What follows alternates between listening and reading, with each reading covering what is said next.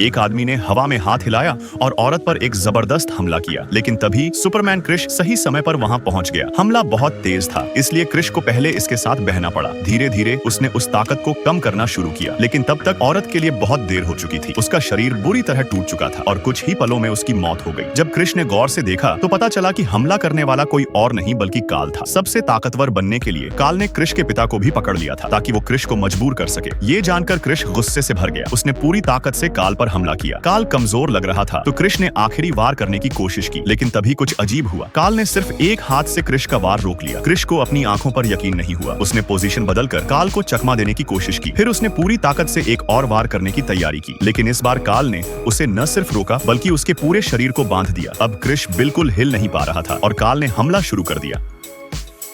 काल ने क्रिश को हरा दिया और सबसे ताकतवर बन गया, लेकिन कहानी यहीं खत्म नहीं हुई। काल अब दुनिया को दिखाना चाहता था कि वही सबसे बड़ा हीरो है, पर लोगों ने उसे हीरो नहीं माना। लोगों के लिए असली हीरो क्रिश ही था। काल तो एक राक्षस जैसा था। ये सुनकर काल और भी गुस्से में आ गया। उसने गुस्से में एक कार के सारे पार्ट्स को टुकड़ों में कर दिया। इस समय सभी लोग अपनी आंखें बंद करके मौत का इंतजार कर रहे थे, लेकिन तभी सब कुछ रुक गया। जब लोगों ने आंखें खोली तो देखा क्रिश सामने खड़ा था।